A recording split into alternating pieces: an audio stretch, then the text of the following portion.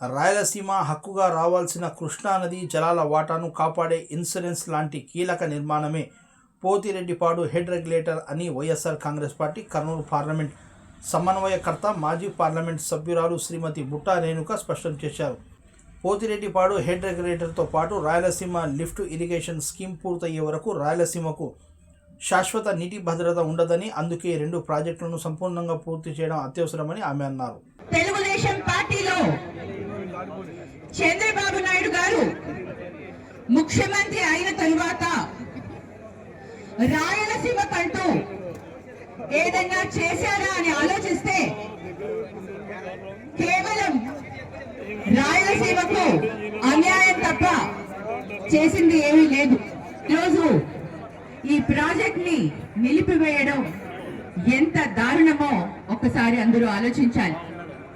మరి అందరూ అంటారు 20 టీఎంసీలే కదా అని. రాయలసీమ నీటి సమస్యతో, కరువుతో ఎంత ఇబ్బంది పడుతుందో దేశవ్యాప్తంగా ప్రతి ఒక్కరికి తెలుసు. కరువు ప్రాంతంగా పేరుపడ్డ ఈ రాయలసీమకి ఒక్క నీటి చుక్క కూడా తగ్గినా కూడా సహించేది లేదు.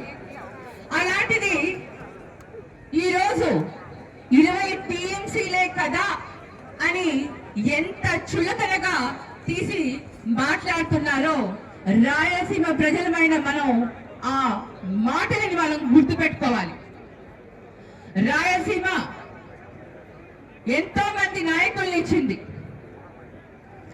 అలాంటిది ఈరోజు రాయలసీమకి ఈ విధంగా అన్యాయం చేయాలని ఎలా అనిపించిందో చంద్రబాబు నాయుడు గారు ఆయన ఆలోచించారు. రాయలసీమ గురించి ఆలోచించే వ్యక్తులు ఎవరన్నా ఉన్నారు అంటే అది కేవలం వైఎస్ఆర్ కుటుంబం అని ఇందాక పెద్దలు కూడా చెప్పడం జరిగింది.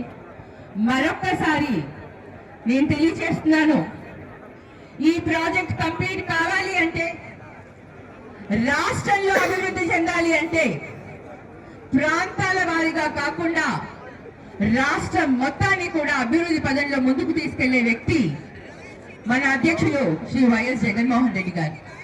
మరి ఈరోజు ఈ పోరాటానికి శ్రీకారం చుట్టాం కాబట్టి ప్రతి డిస్ట్రిక్ట్స్ వైజ్, ప్రతి జిల్లా పరంగా కానివ్వండి, నియోజక పరంగా, మరి అంతేకాకుండా మండల పరంగా, గ్రామ పరంగా మనం అందరం కూడా ఈ ఉద్యమాన్ని ముందుకు తీసుకెళ్లిపోయి ప్రతి ఒక్కరు కూడా ఈ సమస్యను ప్రజల్లోకి తీసుకెళ్ళాలి.